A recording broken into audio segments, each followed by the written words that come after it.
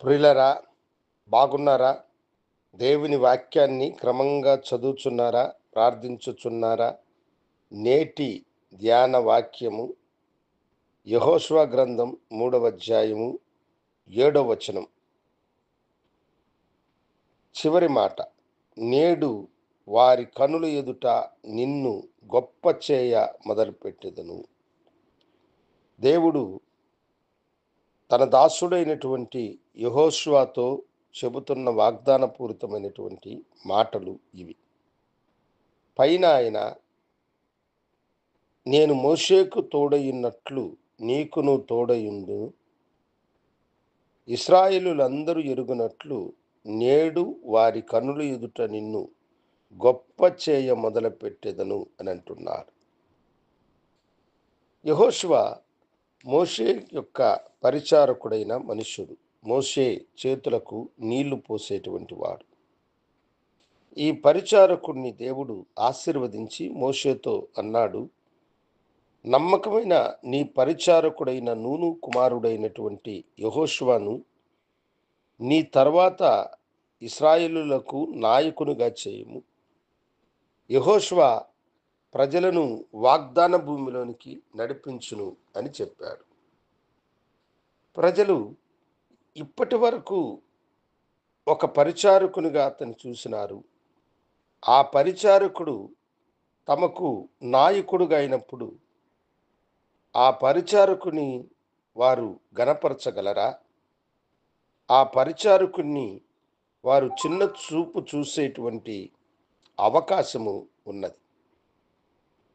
అందుకని దేవుడు యెహోషువను ధైర్యపరుస్తూ ఉన్నాడు. ఆయన మనసులో కూడా ఈ ప్రజలు నాయకుని మాట వినలేదే, నా మాట వింటారన్నటువంటి సందేహం కూడా అతనికి ఉండి ఉండొచ్చు. అవన్నీ దృష్టిలో పెట్టుకున్న దేవుడు అతనితో, భయపడకు యెహోషువ, నేను మోషేకి తోడైనట్లు నీకు తోడై ఉంటాను. ఇశ్రాయేలుల యొక్క కనుల ఎదుట నేను నిన్ను గొప్ప చేయ మొదలుపెట్టెదను అని అన్నాడు.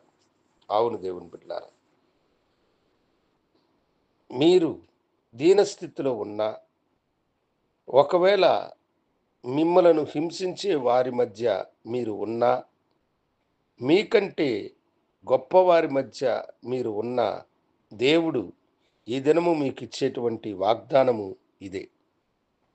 వారందరి కనుల ఎదుట నేను మిమ్మలను గొప్పగా చేసేదను, గొప్పవారిగా చేసేదను. అవును, ఎవరు నిన్ను గౌరవపరచలేదో వారు నీ ఎదుట వచ్చి సాగిలపడినట్లుగా, ఎవరు నిన్ను హేళన చేసినారో వారు నీ సమీపమున భయపడినట్లుగా దేవుడు గొప్ప కార్యమును చేయగలిగినటువంటి వాడు. యెహోషువను దేవుడు మోషే కంటే ఘనమైన నాయకునిగా తీర్చిదిద్దడానికి కారణము ఆయన చేసిన వాగ్దానం.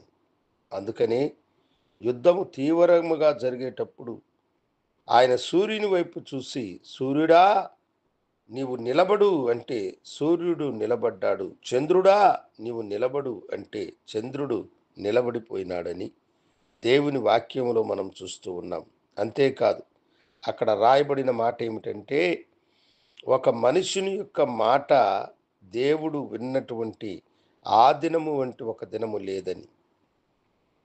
ఆయనకు ముందు ఎందరో గనులైన దైవజనులు ఉన్నను దేవుడు ఒక సామాన్యుని యొక్క మాటకు విలువిచ్చి ఘనకార్యమును చేయడం మాత్రమే కాకుండా, దానిని చూచు ఇశ్రాయేలులందరూ కూడా అతనికి భయపడి లోబడినట్లు చేసినాడు.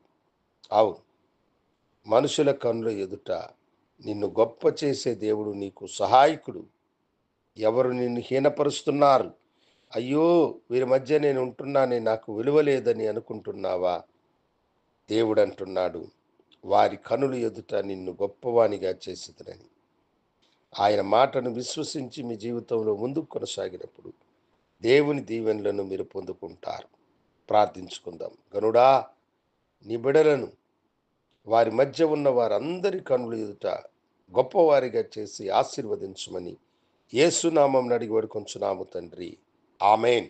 శుభోదయం. ప్రభు మిమ్మలను దీవించును గాక. ఆమెన్.